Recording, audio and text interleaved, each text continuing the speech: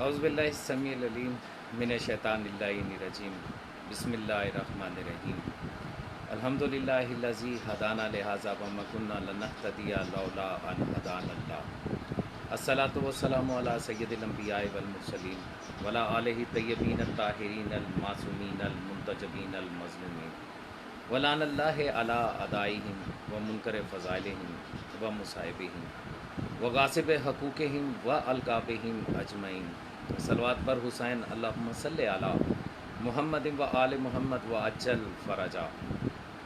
پروردگار کا لاکھ احسان ہے کہ اس نے ہمیں نعمت عظمیٰ ولایت امیر کائنات امیر ممکنات امام المتقین یعصوب الدین مولا علی ابن ابی طالب علیہ السلام و ائمہ معصومین علیہم السلام سے متمسک رہنے کی ہمت اور توفیق عطا فرمائی۔ بے شک کہ اللہ جل شانہ کی عطا کرتا توفیق کے بغیر اس نعمت عظمیٰ کے ساتھ متمسک رہنا ہمارے لیے ممکن نہیں تھا۔ برادران گرامی، سانحہ کربلا کے اسباب کے ذیل میں آج تیسری نشست ہے۔ پہلی نشست میں نے گزارش کی تھی قرآن حکیم کی آیات کے ساتھ اور معصومین علیہ السلام کی احادیث کے ساتھ یہ ثابت کیا تھا کہ اللہ جل شانہ جس کو حجت بناتا ہے تو اس کی تخلیق، اس کی خلقت بطور حجت کرتا ہے،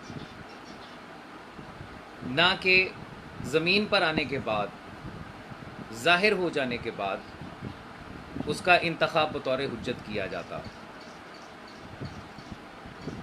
اور جس کو وہ حجت زمین پر مخلوق پر اپنی حجت قرار دیتا ہے اس کو علم لدن عطا فرماتا ہے، اپنی جناب سے علم دیتا ہے، نہ کہ وہ کسی مدرسے سے یا زمین پر آ کر کسی استاد سے کسب علم کر کے علم حاصل کرتا ہے، بلکہ وہ علم جو علم لدنی کہلاتا ہے وہ اس کے وجود میں رکھ دیا جاتا ہے۔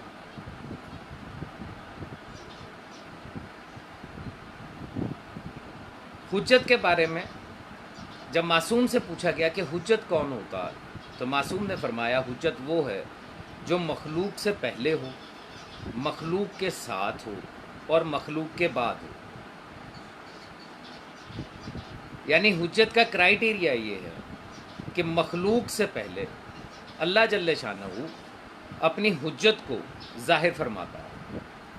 یہی وجہ ہے کہ زمین پر اس سے پہلے کہ وہ کسی بشر کو پیدا کرتا، اس نے جو سب سے پہلا بشر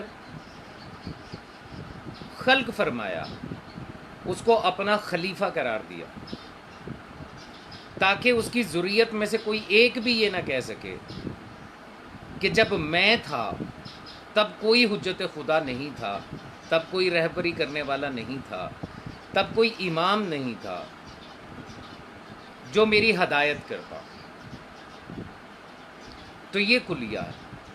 اور پھر اللہ جسے اپنی حجت قرار دے دیتا ہے اس کی اطاعت مطلق واجب قرار دیتا ہے،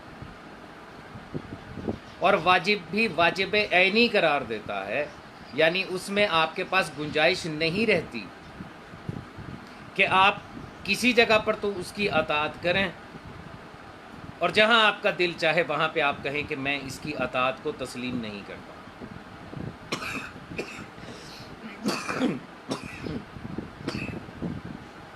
معافی چاہتا ہوں۔ فقیر نجف، علی جی زین اور نجیب اللہ تنویر، اپنا کوثر جبیل، جو یہ علی مدد کہہ رہا جی ان کو مولا میر کائنات علی علیہ السلام مدد، مولا آپ سب کو سلامت رکھے۔ اور آگے بھی جو یہ علی مدد کہیں گے یا جو سلام کریں گے ان کو مولا میر کائنات علی علیہ السلام مدد۔ اور وعلیکم السلام ورحمۃ اللہ وبرکاتہ۔ گفتگو کے دوران میرے لیے ممکن نہیں ہوگا کہ میں آپ کے کمنٹس کا یا آپ کے سلام کا جواب دے سکوں، اس لیے ابتدا میں ہی مشترکہ طور پر سب کو سلام کا اور یا علی مدد کا جواب دے رہا ہوں۔ تو میں عرض کر رہا تھا کہ حجت خدا وہ ہوتا ہے جسے اللہ جل شانہ حجت کے طور پر تخلیق فرماتا ہے، اور تخلیق فرمانے کے بعد اس کی اطاعت مطلق کو واجب قرار دے دیتا ہے۔ اور پھر ایسا واجب قرار دیتا ہے کہ کسی کے پاس یہ گنجائش نہیں ہوتی کہ وہ کسی مقام پر تو اطاعت کرے اور کسی مقام پہ کہہ دے کہ میرے پاس اختیار ہے، میں اس حکم کو نہیں مانتا، میں اس بات کو نہیں مانتا. ایسا نہیں، کیونکہ اگر ایسا ہو تو پھر حجت نہیں رہتا. کل کی جو نشست تھی اس میں نے عرض کیا کہ وہ تمام واقعات، وہ کیا وجوہات تھیں جن کی وجہ سے سانحہ کربلا پیش آیا. کچھ لوگ کمنٹس کرتے ہیں، وہ سمجھتے ہیں کہ سانحہ اور حادثہ ایک ہی چیز کا نام ہے. کچھ کہہ رہے ہیں واقعہ کربلا. واقعہ کربلا جو ہے وہ صرف ایک واقعے کی حیثیت سے جانا جائے گا.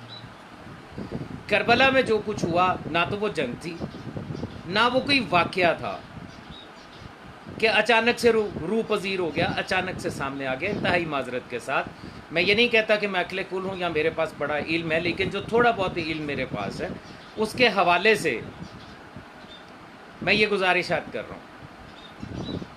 اس کو سانحہ میں جو کہتا ہوں اس لیے کہتا ہوں کہ دنیا کا کوئی بھی سانحہ اچانک وقوع پذیر نہیں ہوتا. بہت سارے الفاظ آج ہم غلط طور پر استعمال کرتے ہیں. مثال کے طور پر لفظ خلیفہ انتہائی معتبر لفظ ہے. اللہ جل شانہ نے اپنی پہلی حجت کے لیے یہ لفظ استعمال فرمایا. اور آج لفظ خلیفہ جو ہے کن معنوں میں استعمال ہوتا ہے؟ جو لوگ پاکستان میں رہتے ہیں، چاہے جو پنجابی سے واقف ہے یا پنجابی کلچر سے واقف ہیں بالخصوص، یا اردو کلچر سے بھی واقف ہیں، تو وہ اس بات کو اچھے طریقے سے جانتے ہیں کہ آج لفظ خلیفہ جو ہے یہ مذاق اڑانے کے لیے یا کسی کی برائی کرنے کے لیے یا کسی کی کوئی بات جو ہے اس کو کسی کا تعارفی انداز میں کرانے کے لیے کہ وہ بڑی شے ہے، تو وہ کہتے ہیں جی یہ خلیفہ ہے. کہ ایسا نہیں ہوتا. جان بوجھ کر کچھ لفظوں کو جو کہ خاص الفاظ تھے ان کو عموم میں گھسا دیا گیا، عام کر دیا گیا. لفظ خلیفہ معتبر لفظ ہے، عزت والا لفظ ہے. اللہ نے اسے اپنی حجت کے لیے اس کو استعمال فرمایا. اور آج کیا کہتے ہیں؟ مطلب یہاں لاہور میں جو اندرون شہر ہے وہاں پہ کیا طریقہ کار ہے، جو انداز ہے بات کرنے کا، وہ بات کریں گے، وہ کہیں گے خلیفہ جی خیریت ہے خلیفہ جی، یا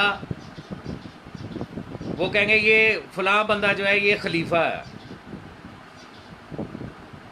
ایسا نہیں ہونا چاہیے، یہ غلط ہے. اسی طرح لفظ سانحہ، یاد رکھیے گا کہ سانحہ کبھی اچانک وقوع پذیر نہیں ہوتا، حادثہ اچانک ہوتا. سانحہ وہ ہوتا ہے کہ جس کے وقوع پذیر ہونے سے پہلے کچھ نہ کچھ عوامل کار فرما ہوتے ہیں. تو میں گزارش کروں گا کہ جو گفتگو میں کر رہا ہوں اس کی طرف توجہ کیجیے گا. ہم کربلا کے اس سانحے کو واقعہ بھی نہیں کہہ سکتے، جنگ بھی نہیں کہہ سکتے، حادثہ بھی یہ نہیں ہے. یہ ایک ایسا سانحہ ہے اسلامی تاریخ کا کہ جس کے پیش آنے سے پہلے بہت سارے واقعات ہیں جو بنیاد بنے اس سانحے کی. اور میرا اس گفتگو کا، یہ جو میری 8-9 دن کی گفتگو ہوگی، اس کا مقصد ہی یہی ہے کہ وہ لوگ جو عام طور پر نہیں جانتے کہ کربلا جو ہے یہ کیوں بپا ہوئی، ان کو سمجھ آ سکے کہ یہ اچانک سے ہونے والا واقعہ نہیں، اس کی بنیاد بہت پہلے رکھ دی گئی تھی. کل گفتگو کرتے ہوئے میں نے آپ سے عرض کیا تھا کہ سرکار رسالت مآب صلی اللہ علیہ وآلہ وسلم نے جب مدینے سے ہجرت فرمائی تو مولا امیر کائنات کو اپنے بستر پہ سلایا اور ان کے یہ ذمے لگایا کہ اے علی، آپ کل صبح جو امانتیں میرے پاس لوگوں نے رکھی ہوئی ہیں وہ امانتیں آپ ان کو واپس کر کے آئیں گے. اور اس کے علاوہ 3 مخدرات عصمت جو کہ ہم نام تھیں یعنی تینوں مخدرات عصمت کا ایک ہی نام تھا، ان کو آپ ساتھ لے کے آئیں گے۔ اس میں ایک جو پہلی خاتون تھیں جو مخدرہ عصمت ہیں، ان کا اسم گرامی فاطمہ بنت عبد المطلب تھا۔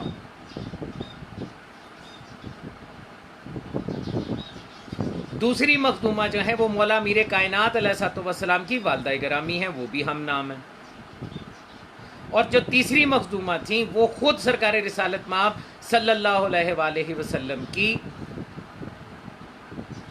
کہنا چاہیے نبوت اور رسالت کا حصہ، بِعِزَّةٍ مِّنِّی، مخدومہ کائنات صلوات اللہ علیہ۔ ان تینوں مخدرات عصمت کو لے کے آنے کی ذمہ داری سرکار امیر کائنات پہ لگی۔ کل ہی میں نے آپ کو بتایا تھا کہ سرکار امیر کائنات کا ایک لقب ہے خشم، جسے لفظ خشمگی جو ہے وہ اردو میں ملتا ہے آپ کو۔ خشم کہتے ہیں ہڈیوں کو توڑ دینے والا۔ اور میں نے عرض کیا تھا کہ جب بچوں نے، کفار مکہ نے، سرکار رسالت مآب جب مکے میں تبلیغ کے لیے نکلتے تھے تو کفار مکہ نے بچوں کی ڈیوٹی لگائی کہ وہ پتھر ماریں، اور سرکار امیر کائنات جو ہے وہ کھجور جو ہے وہ کھاتے تھے اور اس کی گٹھلی پھینکتے تھے، جو پتھر مارنے والے بچے کے سینے کے آر پار ہو جاتی تھی اور وہ موقع پہ مر جاتا تھا۔ تو یہ مکے کے وہ لوگ جن کے بچے سرکار امیر کائنات علیہ الصلوۃ والسلام کے ہاتھوں فنار ہوئے، کیا آپ سمجھتے ہیں کہ ان کے دل میں مولا امیر کائنات علیہ الصلوۃ والسلام کے لیے کوئی محبت آئی ہوگی؟ سرکار رسالت مآب صلی اللہ علیہ وآلہ وسلم نے اعلان رسالت فرمایا، کفار مکہ کٹھے ہو کے آگے جناب ابو طالب علیہ الصلوۃ والسلام کے پاس۔ ابو طالب، آپ کا بھتیجا ہمارے خداؤں کو برا کہتا۔ یہ جملہ بذات خود بتاتا ہے کہ ابو طالب علیہ السلام جو ہیں ان کا مذہب اور ہے، اور جو آئے ہیں شکایت لے کے ان کا مذہب اور ہے۔ ورنہ وہ یہ جملہ ایسے نہیں بولتے کہ ہمارے خداؤں کو برا کہتا، وہ یہ کہتے کہ اے ابو طالب، آپ کا بھتیجا آپ کے اور ہمارے خداؤں کو برا کہتا۔ لیکن انہوں نے کہا کہ ابو طالب، آپ کا بھتیجا ہمارے خداؤں کو برا کہتا۔ آپ اپنے بھتیجے سے بات کریں، اگر اسے حکومت چاہیے تو ہم اسے حکومت دینے کو تیار ہیں، اگر اسے پیسہ چاہیے تو ہم اس کو دولت کے انبار دینے کو تیار ہیں، اگر اسے خوبصورت عورت کی خواہش ہے تو مکے کی سب سے خوبصورت عورت، بلکہ عرب کی سب سے خوبصورت عورت کے ساتھ ہم اس کا نکاح کرنے کو تیار ہیں، ہم اس کی شادی کرنے کو تیار ہیں، بس اسے یہ کہیے کہ ہمارے خداؤں کو برا نہ کہے۔ پتہ یہ چلا 1400 سال سے، بلکہ ہمیشہ سے کافروں کا مزاج یہ رہا ہے کہ وہ یہ کہتے ہیں کہ دولت لے لو، حکومت لے لو، عورت لے لو، لیکن ہمارے خداؤں کو برا نہ کہو۔ اور یقیناً آپ میرا اشارہ سمجھ رہے ہیں۔ 1400 سال سے آج کے دن تک یہی وہ تین چیزیں ہیں جن کے لالچ میں بہت سے لوگ محمد و آل محمد علیہ السلام کو چھوڑ کر طاغوت کے ساتھ مل گئے، باطل کے ساتھ مل گئے، یہاں تک کہ فتوے تک جاری کر دیے محمد و آل محمد علیہ السلام کے خلاف۔ اور بڑا تاریخی جملہ ہے سرکار رسالت مآب صلی اللہ علیہ وآلہ وسلم کا کہ آپ نے جواباً یہ کہا کہ چچا ان سے جا کے کہہ دیجئے کہ اگر تم میرے ایک دائیں ہاتھ پہ سورج اور بائیں ہاتھ پر چاند لا کے بھی رکھ دو گے تب بھی تبلیغ نہیں چھوڑوں گا۔ اس جملے کا مطلب یہ تھا کہ یہ ناممکنات میں سے ہے کہ چاند اور سورج لائے جا سکے، تو جب یہ ممکن ہی نہیں ہے اور اگر کسی طریقے سے تم ممکن کر بھی لو تو تب بھی میں تبلیغ نہیں چھوڑوں گا۔ یاد رکھیے گا، سرکار رسالت مآب صلی اللہ علیہ وآلہ وسلم کا یہ جملہ 1400 سال پہلے کے کافروں کے لیے ہی نہیں تھا، یہ ہر دور کے لیے ہے۔ ہر دور کے اس شخص کے لیے ہے جو دین پر قائم ہے، حق پر قائم ہے، جو محمد و آل محمد علیہ الصلوۃ والسلام کے ساتھ متمسک ہے، اور اس کو آ کے کوئی یہ کہے کہ تم یہ لے لو، تم یہ لے لو، تم یہ لے لو، اور ہمارے باطل خداؤں کو، ہمارے باطل بتوں کو، ہمارے باطل رہبروں کو برا نہ کہو، تو جواب یہی ہونا چاہیے جو میرے رسول صلی اللہ علیہ وآلہ وسلم نے دیا۔ آپ میں سے کون ہے جو یہ نہیں جانتا کہ یہی جملہ سرکار امام حسین علیہ الصلوۃ والسلام نے مختلف انداز میں بولا تھا جب آپ نے یہ فرمایا تھا کہ مجھ جیسا تجھ جیسے کی بیعت نہیں کر سکتا۔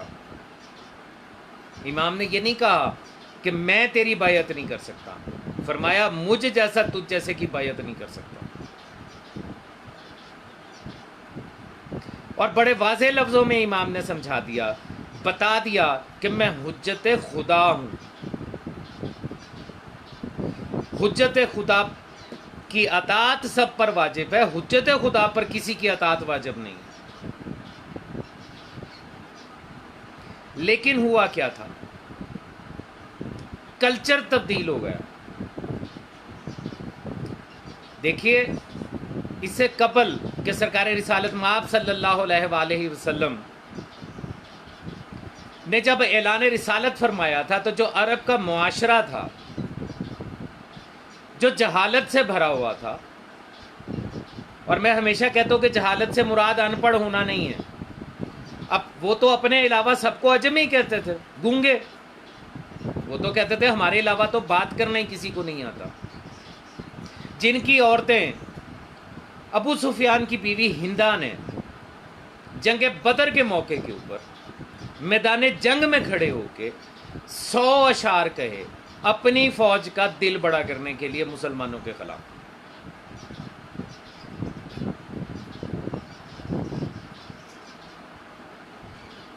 سو اشعار۔ تو جس معاشرے کی عورتیں 100 شعر کہتی ہوں، کیا وہ ان پڑھ ہوں گے؟ نہیں، جاہل تھے۔ اور جاہلیت اصل میں ہے کیا؟ نہیں سمجھ میں آ سکتا تھا یہ جملہ، جہالت کی سمجھ آ ہی نہیں سکتی تھی اگر معصوم یہ نہ فرماتے کہ جو اپنے زمانے کے امام کی معرفت کے بغیر مر گیا وہ جاہلیت کی موت مرا۔ یعنی اصل جہالت یہ ہے کہ آپ اپنے زمانے کی حجت، اپنے زمانے کے امام، اپنے زمانے کے ہادی برحق کی معرفت نہ حاصل کر سکیں۔ اب یہاں ایک سوال کروں گا میں ان لوگوں سے جو صاحبان فکر ہیں، جو عقل رکھتے ہیں، جنہوں نے دین علم کے ذریعے حاصل کیا، دلیل کے ذریعے حاصل کیا۔ جب آپ پہ یہ طے ہے، معصوم نے فرما دیا کہ جو اپنے زمانے کے امام، اپنے زمانے کی حجت خدا کی معرفت کے بغیر مر گیا وہ جاہلیت کی موت مرا، تو سوال یہ ہے کہ جس کی معرفت آپ کو حاصل کرنی ہے، کیا اس کی اطاعت اور اتباع آپ پر واجب نہیں؟ اس معرفت کا مقصد کیا؟ کیا اس کا مقصد یہ ہے کہ آپ صرف یہ جان لیں کہ آپ کے زمانے کی حجت کون ہے؟ مثال کے طور پہ آج ہمارے زمانے کے جو حجت خدا ہے سرکار بقیت اللہ فی العالمین اجل اللہ تعالی فرجہ الشریف، ان کا صرف نام جان لینا اور یہ جان لینا کہ جی وہ کس زمانے میں ظاہر ہوئے تھے اور کب ان کی غیبت صغریٰ ہوئی، کب سے غیبت کبریٰ ہے، اور جب آئیں گے تو اس کے بعد کیا کریں گے، کیا صرف یہی کام ہے؟ رجت کے بارے میں جان لینا کیا بس کافی ہے؟ اس تمام معرفت کا مقصد کیا ہے؟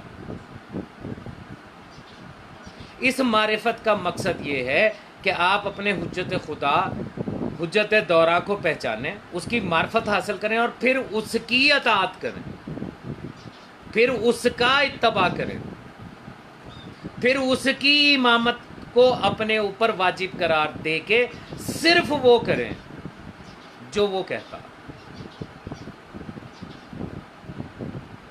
نہ کہ معرفت کا مطلب یہ ہے کہ ہاں میں جانتا ہوں میرے زمانے کے جو امام ہیں ان کا لقب محمد مہدی علیہ الصلوۃ والسلام اجل اللہ تعالیٰ فرج و شریف ہے، میں جانتا ہوں وہ امام حسن عسکری علیہ الصلوۃ والسلام کے فرزند رشید ہیں، میں جانتا ہوں ان کی والدہ گرامی کا کیا نام تھا، میں یہ جانتا ہوں کہ وہ غیبت صغریٰ میں جب تھے تو انہوں نے اپنے 4 سفیر جو ہے وہ نامزد کر رکھے تھے، میں جانتا ہوں کہ وہ غیبت کبریٰ میں ہیں، اور اب جب تشریف لائیں گے، جب اللہ جل شانہ جو ہے وہ چاہے گا، اور اس کے بعد وہ زمین کو اس طریقے سے عدل سے بھر دیں گے جیسے کہ زمین برائیوں سے بھری ہوئی ہوگی، اور پھر رجت ہوگی اور پھر قیامت آئے گی۔ صرف یہ جان لینے کا نام معرفت امام نہیں ہے، بلکہ یہ سب جاننے کے بعد اس امام حقیقی حجت خدا کی اطاعت میں رہنا، اس کی ولایت میں رہنا، اس کی امامت میں رہنا جو ہے یہ واجب ہے۔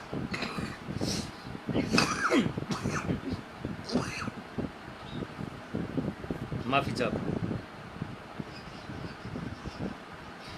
معرفت کا مقصد جو ہے وہ یہ ہے کہ جب تمہیں اس کی معرفت حاصل ہو جائے تو پھر اس کی اطاعت اور اس کی اتباع میں اپنی زندگی گزارو، اور یہی میرا موضوع چل رہا۔ اللہ جل شانہ نے سرکار رسالت مآب صلی اللہ علیہ وآلہ وسلم کو اپنی حجت قرار دے کے مخلوق میں ظاہر فرمایا۔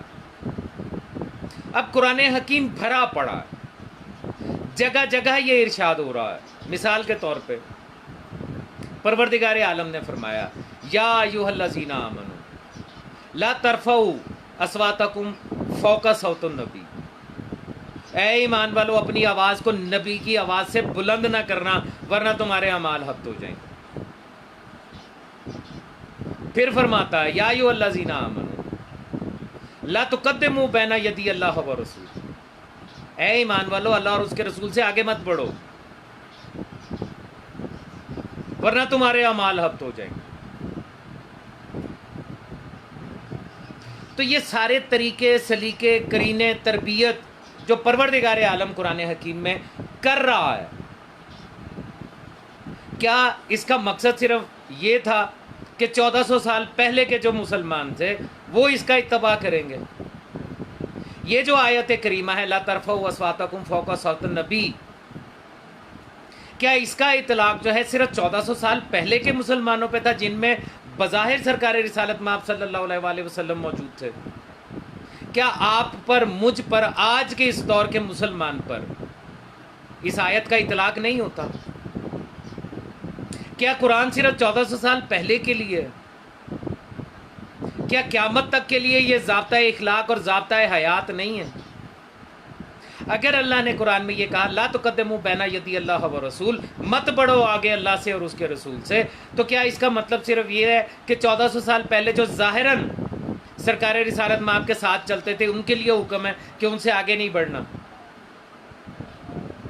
پیچھے پیچھے چلنا ہے؟ کیا اس کا اطلاق آپ پر، مجھ پہ نہیں ہے؟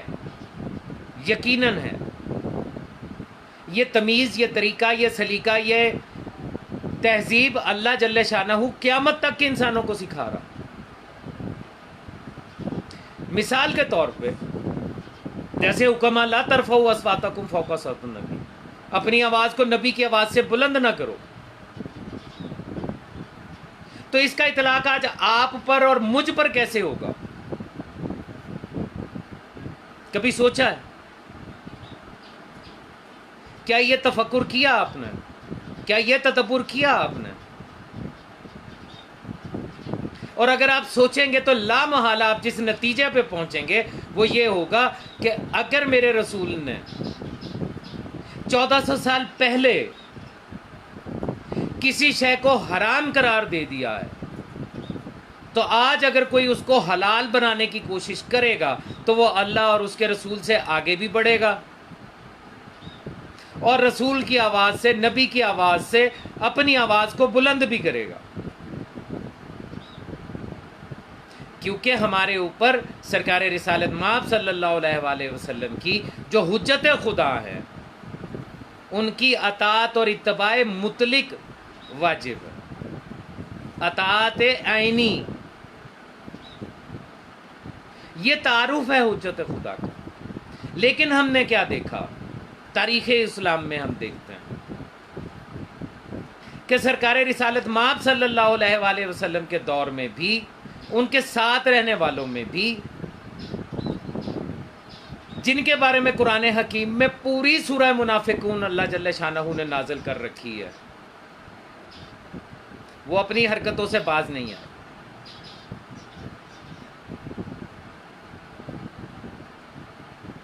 لہذا شیعہ سنی کتابوں میں، سیرت کی کتابوں میں بہت سے واقعات ملتے ہیں۔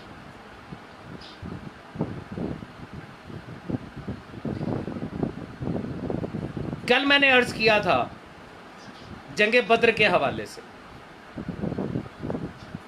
پہلی جنگ جو کفار مکہ، مشرکین مکہ اور مسلمانوں کے درمیان ہوئی، ابو سفیان نے اموی سیاست کو استعمال کرتے ہوئے مکے کے لوگوں کو یہ کہا کہ نعوذ باللہ محمد صلی اللہ علیہ وآلہ وسلم اور اس کے ساتھیوں نے ہمارا قافلہ لوٹ لیا۔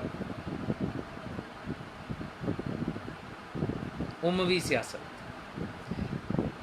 جس کا آج کا ایک ملا جو عروۃ الوثقیٰ میں بیٹھ کے بڑے لیکچر دیتا، بڑا عاشق ہے، بڑا لوگوں کو ترغیب دیتا ہے کہ سیکھیے، اس سیاست کو سیکھیے کہ کیسے حاکم شام نے حجت خدا کے مقابلے میں اپنی حکومت کو کامیابی سے چلایا، وہ اموی سیاست۔ جنگ بدر ہوئی، 70 کافر مارے گئے، ان میں سے 35 کافر جو ہیں وہ مولا میر کائنات کی تلوار کا نشانہ بنے، اور 35 کافر جو تھے وہ 311 مسلمانوں نے مل کے مارے، بلکہ 2000 یا کچھ روایتوں میں 4000 ملائکہ بھی اس میں شامل تھے۔ میں نے کل بھی عرض کیا تھا کہ جنگ بدر میں جو ملائکہ آئے تھے وہ تلوار لے کے نہیں لڑ رہے تھے، کیونکہ یہ اللہ جل شانہ کے عدل کے خلاف، اگر ملائکہ کے ذریعے کفار کو قتل کرانا ہوتا تو اس کے لیے تو ایک فرشتہ ہی کافی تھا، جیسے حضرت جبرائیل علیہ السلام بنی اسرائیل کے لیے، حضرت موسیٰ کی قوم کے لیے اکیلے کافی تھے۔ جب کوہ طور کو انہوں نے اپنے ایک ہاتھ پہ بلند کیا تھا اور بلند کر کے بنی اسرائیل کے سروں پر لے آئے تھے، اکیلے جبرائیل کافی تھے، تو پھر 2000 یا 4000 ملائکہ کی کیا ضرورت تھی؟ وہ تلوار لے کے نہیں لڑے تھے، بلکہ ان کا کام کیا تھا؟ ان کا کام یہ تھا، ملائکہ کر یہ رہے تھے کہ کفار مکہ کے ساتھ شیاطین، جو صحابہ کرام میں سرکار رسالت مآب صلی اللہ علیہ وآلہ وسلم کے ساتھ جو صحابی موجود تھے میدان جنگ میں، ان کے دلوں میں وسوسے ڈالتے تھے، ان کو ڈرانے کی کوشش کرتے تھے کہ وہ میدان چھوڑ کے بھاگ جائیں، جنگ نہ کریں، کیونکہ سامنے والوں کی تعداد زیادہ ہے، مارے جائیں گے۔ تو ملائکہ ان شیاطین کو روکتے تھے، اور ان کے وسوسے جو وہ سرکار رسالت مآب صلی اللہ علیہ وآلہ وسلم کے لشکر کے سپاہیوں میں، صحابہ کرام کے سینوں میں ڈالتے تھے، ان کو رفع کرتے تھے، دور کرتے تھے۔ یہ کام تھا ملائکہ۔ اب ایک کمال کی بات، جنگ بدر میں ملائکہ اللہ جل شانہ نے بھیجے، قرآن حکیم کہتا ہے کہ ملائکہ آئے، مدد کے لیے آئے۔ کیا کبھی آپ نے سوچا کہ کربلا کے میدان میں ملائکہ کیوں نہیں آئے؟ جیسے میں نے عرض کیا کہ بدر کے میدان میں ملائکہ کا صرف ایک کام تھا کہ جو شیاطین وسوسے ڈال کے سرکار رسالت مآب کے لشکر کو بد دل کرنے کی کوشش کرتے تھے، ملائکہ ان سے مقابلہ کرتے تھے، ان کو روکتے تھے، ان کے وساوس کو دور کرتے تھے. تو کربلا میں کیوں نہیں آئے؟ اس لیے نہیں آئے کہ وہ 72 نفوس، وہ اولیاء اللہ جن کو میرے زمانے کا امام السلام علیکہ یا اولیاء اللہ کہہ کے مخاطب کرتا ہے، وہ اس یقین کی منزل پہ تھے، وہ حجت خدا کی معرفت کے بعد اپنے زمانے کی امام کی اطاعت پر اس حد تک کاربند تھے کہ شیاطین کا کوئی وسوسہ ان پر اثر کر ہی نہیں سکتا. ملائکہ کو ان کی مدد کے لیے آنے کی ضرورت پیش نہیں آئی، لیکن اللہ جل شانہ نے یہ ضرور کہا جبرائیل و میکائیل سے مخاطب کر کے کہ جاؤ اور جا کے دیکھو اپنے ملائکہ کے ساتھ، ملائکہ کو لے کے جاؤ نیچے اور دیکھو. یہاں پہ خطابت کا ایک جملہ لیکن مجھے بڑا پسند تھا، وہی جملہ عرض کر رہا ہوں کہ یقیناً اللہ جل شانہ نے تمام ملائکہ سے مخاطب ہو کے یہی کہا ہوگا کہ جاؤ اور نیچے کربلا میں دیکھو کہ میرا حسین کیا ہے.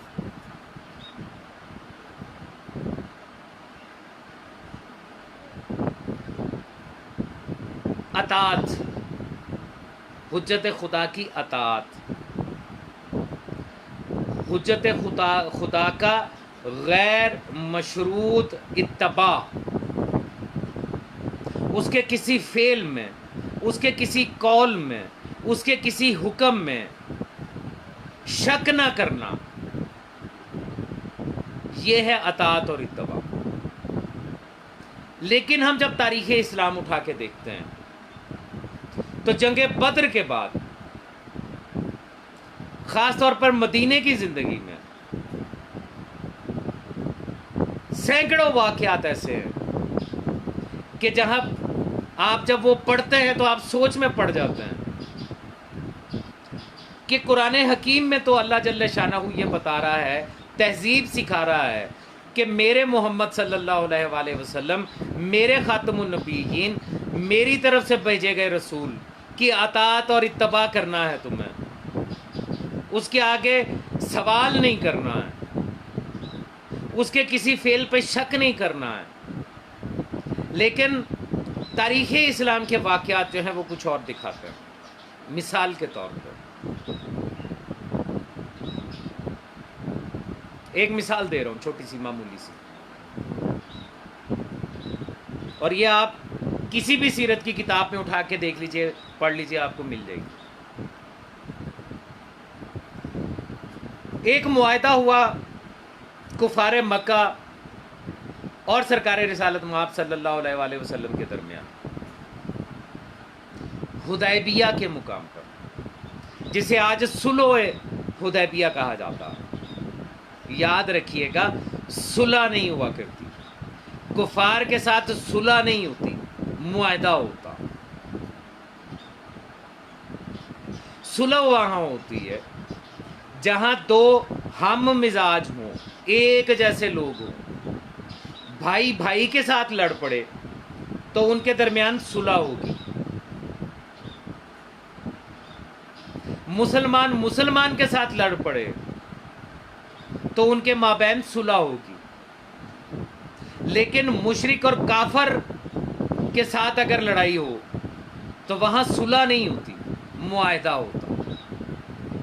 تو یہ جو صلح حدیبیہ کہا جاتا ہے یہ دراصل معاہدہ تھا. اسی طریقے سے صفین میں جس کے ساتھ جنگ کی سرکار امیر کائنات نے، تو مولا حسن بادشاہ علیہ الصلوۃ والسلام، ابن علی علیہ الصلوۃ والسلام، اس کے ساتھ صلح نہیں کریں گے، معاہدہ کریں گے، کیونکہ حق اور باطل میں کبھی بھی صلح نہیں ہوا کرتی، معاہدہ ہوا کرتا. تو معاہدہ حدیبیہ کے موقع کے اوپر جب یہ حج کی نیت سے نکلے مسلمان مدینے سے مکہ جانے کے لیے، احرام باندھ کے نکلے، آگے سے کفار نے کہا کہ ہم آپ کو مکے میں آنے نہیں دیں گے، حج نہیں کرنے دیں گے. سلسلہ یہاں تک پہنچا کہ معاہدہ کر لیا جائے، ٹھیک ہے، معاہدہ ہو جاتا ہے۔ اس معاہدے کے موقع کے اوپر جو شرائط رکھی گئی، مثال کے طور پہ ایک شرط یہ رکھی گئی کہ اگر کفار کا کوئی بندہ بھاگ کر مدینے آ جائے تو سرکار رسالت مآب صلی اللہ علیہ وآلہ وسلم اسے کفار کو واپس کر دیں گے، لیکن اگر کوئی مدینے کا بندہ، کوئی مسلمان مکہ چلا جائے تو وہ اسے واپس نہیں کریں گے۔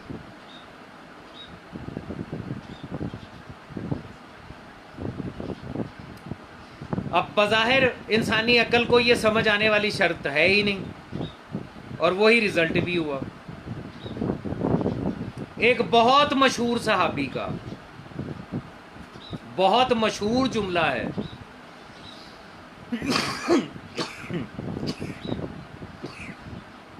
معافی چاہتا ہوں۔ اصل میں نے پہلے بھی عرض کیا تھا، کیونکہ میرے پاس عروۃ الوثقی والے وسائل نہیں ہیں کہ سٹیج لگاؤ اور بڑے زبردست قسم کے مائکس ہوں جس میں ہلکی سی آواز میں سے بھی بولی بھی بات کلیئر چلی جائے، تو مجھے تھوڑا سا لاؤڈلی بولنا پڑتا، جس کی وجہ سے گلے میں خراش ہوتی ہے اور کھانسی کا مسئلہ ہوتا، تو اس کے لیے معذرت خواہ۔ یہ جو دو شرائط تھیں، ایک بہت مشہور صحابی نے جو بڑے عظیم صحابی ہیں، ان کا یہ جملہ سیرت کی کتابوں میں موجود ہے کہ انہوں نے یہ کہا کہ جتنا شک آج مجھے محمد صلی اللہ علیہ وآلہ وسلم کی نبوت پر ہوا، اس سے پہلے کبھی نہیں ہوا تھا۔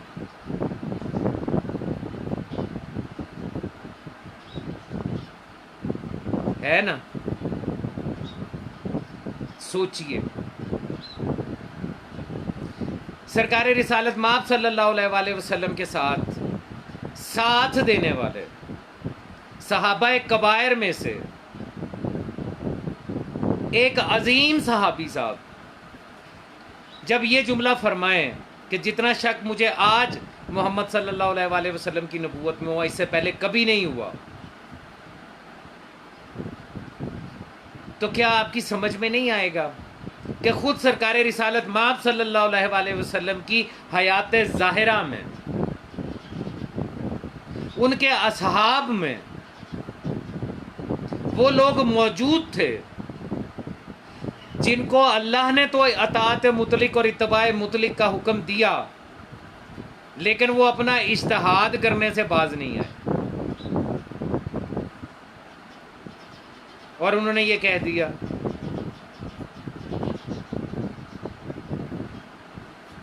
ان کے نزدیک سرکار رسالت مآب صلی اللہ علیہ وآلہ وسلم کا مقام یہ تھا، اس جملے سے پتہ چلتا ہے جو انہوں نے یہ کہا کہ جتنا شک مجھے آج نبوت محمد صلی اللہ علیہ وآلہ وسلم پر ہوا، اس سے پہلے کبھی نہیں ہوا۔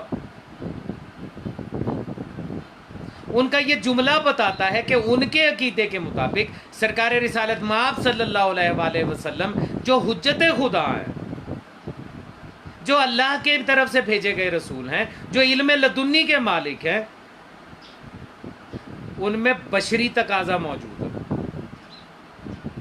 یعنی وہ صاحب رسول اللہ صلی اللہ علیہ وآلہ وسلم کو معصوم عن الخطا تسلیم نہیں کرتے تھے۔ وہ یہ سمجھتے تھے کہ رسول اللہ صلی اللہ علیہ وآلہ وسلم جو ہے وہ بھی غلطی کر سکتے ہیں، تبھی انہوں نے یہ کہہ دیا کہ جتنا شک مجھے آج ہوا کبھی نہیں ہوا۔ اچھا، کمال کی بات ہے، یہ وہی صاحب ہیں جو اپنے اجتہادات کا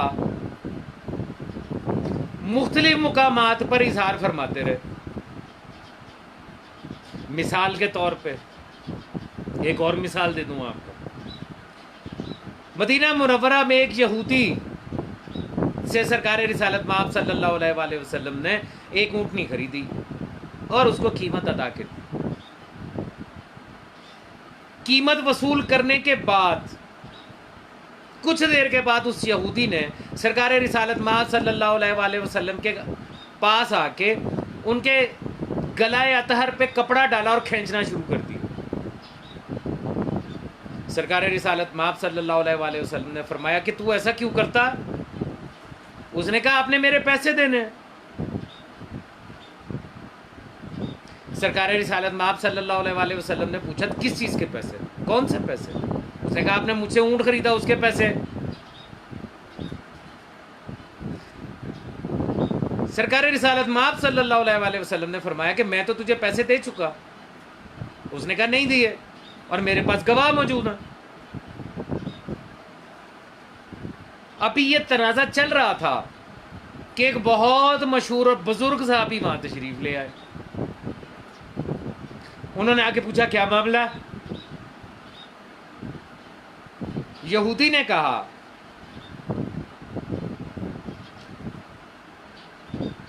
کہ محمد صلی اللہ علیہ وآلہ وسلم نے میرے پیسے دے دیں، انہوں نے مجھ سے اونٹ خریدا ہے اور اس کی قیمت نہیں دی۔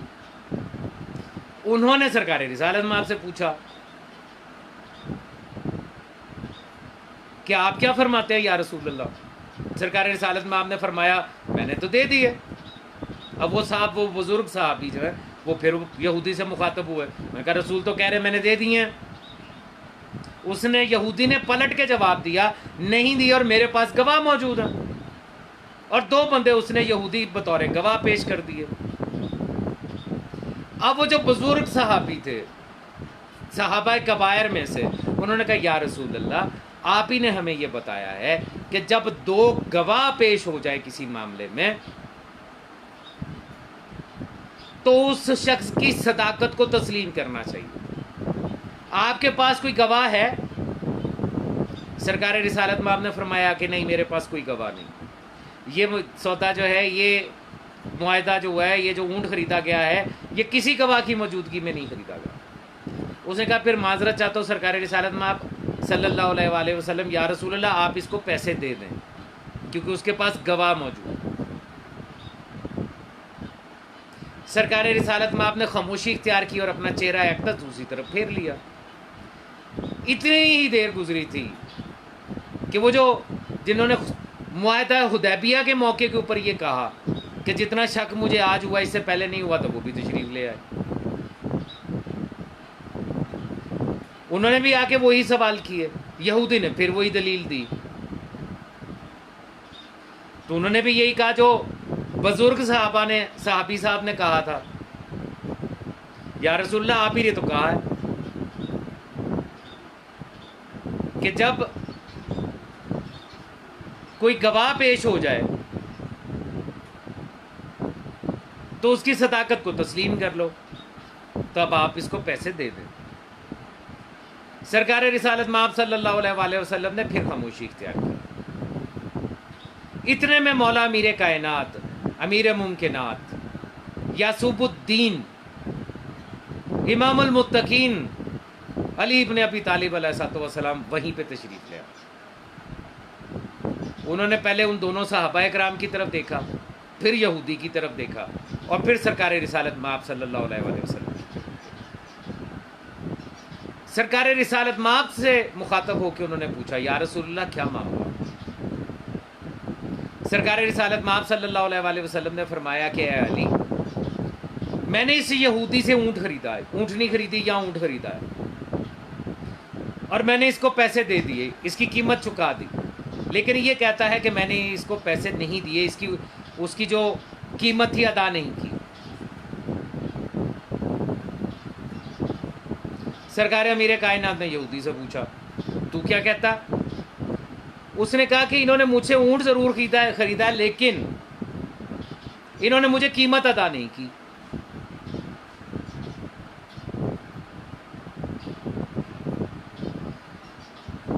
اور میرے پاس یہ 2 گواہ ہیں۔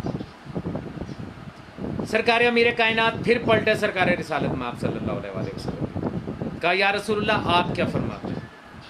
سرکار رسالت مآب صلی اللہ علیہ وآلہ وسلم نے فرمایا یہ جھوٹ بولتا ہے، میں نے قیمت عطا کر دی۔ یہ سننا تھا کہ جناب امیر کائنات نے تلوار نکالی اور اس یہودی کا سر تن سے جدا کر دیا۔ اب وہ جو 2 صحابہ کبائر، بزرگ صحابی اور وہ صحابی جو صلح حدیبیہ کے موقع کے اوپر بھی اجتہاد فرما کے یہ کہہ رہے تھے کہ جتنا شک مجھے آج ہوا اس سے پہلے کبھی محمد کی نبوت پر نہیں ہوا، وہ دونوں تڑپ اٹھے. انہوں نے کہا علی یہ آپ نے کیا کیا؟ بغیر جرم کے آپ نے ایک شخص کو قتل کر دیا. سرکار امیر کائنات کے چہرہ ذوالجلال پر، وجہ اللہ کے چہرے پر جلال الہیہ آیا. آپ نے فرمایا اے فلاں اور اے فلاں، میں نے اس کو ناحق قتل نہیں کیا. جو شخص نبی کو کذاب کہے نعوذ باللہ من ذالک، نقل کفر کفر نباشد، جو نبی کو جھوٹا کہے وہ واجب القتل ہوتا. اور اے فلاں اور فلاں، کیا اسی محمد صلی اللہ علیہ وآلہ وسلم کے کہنے پر تو نے خدا کو تسلیم نہیں کیا جسے تو نے دیکھا ہی نہیں؟ تو جب تو نے اس وقت ان کو سچا مانا تو آج جب وہ کہہ رہے ہیں کہ میں نے قیمت ادا کر دی ہے تو تو جھٹلا کیسے سکتا؟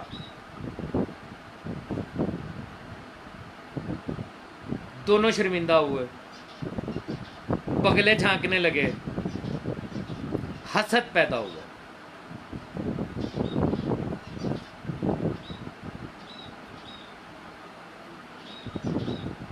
یہ واقعہ بھی کربلا کے سانحے کے بارے میں ایک اور اینٹ کے طور پر بنیاد میں رکھ دیا گیا. حسد.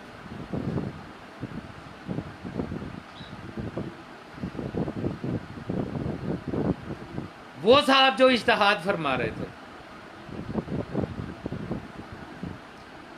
جنہوں نے یہ نہیں دیکھا کہ کون کہہ رہا، جنہوں نے رسالت مآب کو نہیں دیکھا، بلکہ اپنی طرف سے وہ بڑے دیندار بن کے احکام الہیہ کے اوپر عمل کرتے ہوئے یہ فرما رہے تھے کہ یا رسول اللہ آپ ہی نے تو کہا ہے کہ اللہ نے یہ کہا ہے کہ جب دو گواہ پیش ہو جائے تو بات کو تسلیم کر لیا جائے. تو ہم نے کیا غلطی کی؟ آپ اس کو قیمت دے دیں.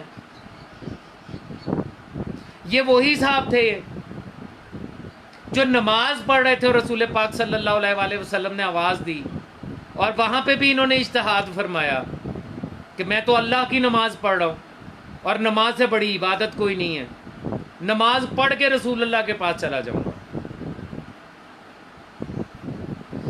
تو پتہ یہ چلا، جیسا میں نے عرض کیا تھا اپنی پہلی نشست میں، کہ حضرت آدم کو جب اللہ نے خلق کر لیا اور فرمایا کہ جب میں اسے سوار لوں اور اس میں روح پھونک دوں اپنی روح میں سے تو اس کو سجدہ کرنا، تو شیطان لعین جو کائنات کا سب سے پہلا مجتہد ہے، جس نے آدم کے ظاہر کو دیکھا اور یہ کہا کہ میں اس سے بہتر ہوں، یہ مٹی سے بنا ہے، میں آگ سے بنا ہوں، میں اسے سجدہ نہیں کروں گا. تو اس پہلے مجتہد کی ذریت، اس کے پیروکار، اس کی آل قیامت کے دن تک حجت خدا کے مقابلے میں اجتہاد ضرور کرے گی. اور جب اجتہاد کرے گی تو ظاہر کو دیکھ کے کرے گی، کیونکہ حقیقت سے تو وہ واقف ہی نہیں ہے. کائنات کی ہر مخلوق کی حقیقت سے اگر کوئی واقف ہے تو وہ خود حجت خدا ہے، کیونکہ وہ حجت کہتے ہی اس کو ہیں جو مخلوق سے پہلے ہو، مخلوق کے ساتھ ہو اور مخلوق کے بعد ہو. یہ جو میں کہتا ہوں مخلوق کے بعد ہو، معصوم کا ایسا کوئی قول کائنات میں ہے ہی نہیں جس کی تصدیق قرآن نہ کرتا ہو. یہ جو جملہ ہے سرکار کا کہ مخلوق کے بعد بھی حجت ہونا چاہیے، اس کی تصدیق قرآن حکیم میں سورہ رحمان کی آیت کرتی ہے، کل من علیہا فان ویبقی وجہ ربک ذو الجلال والاکرام. ہر شے زمین و آسمان کے درمیان جو ہے یہ فنا ہو جائے گی، بقا ہے تیرے رب کے چہرے کو جو جلالت اور کرامت والا. افسوس کہ اس رب کے چہرے کو جو مخلوق میں اس کی پہچان ہے، اس کے مقابلے میں ہمیشہ سے اجتہاد سامنے کھڑا رہا. لوگ حجت خدا کو اس مقام پر تسلیم ہی نہیں کرتے رہے جس مقام پر اللہ نے کہا کہ اس کی اطاعت کرو، اس کا اتباع کرو، خبردار میرے بنائے ہوئے ولی کو چھوڑ کے کسی اور کو اپنا ولی مت بنانا۔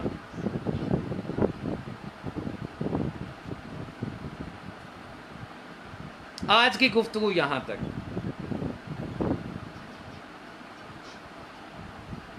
ایک گھنٹہ تقریباً ہونے والا، اور افسوس کہ مجھے آج کی گفتگو میں جہاں تک جانا تھا میں وہاں تک نہیں جا سکا،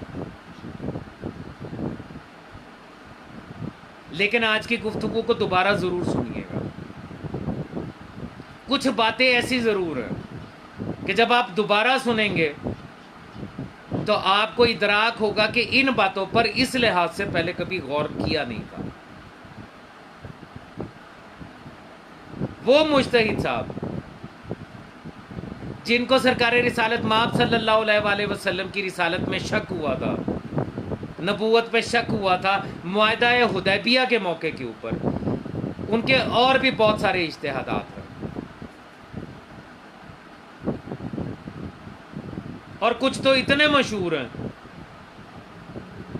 کہ وہ دہرانے کی بھی ضرورت نہیں۔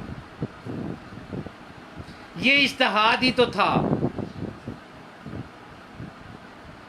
کہ رسول صلی اللہ علیہ وآلہ وسلم یہ کہیں کہ مجھے کاغذ و قلم لا کے دے دو تاکہ میں تمہیں ایک ایسی چیز لکھ دوں کہ میرے بعد کبھی نہ گمراہ ہوگے نہ تفرقے میں بٹو گے۔ اور اجتہاد کے عادی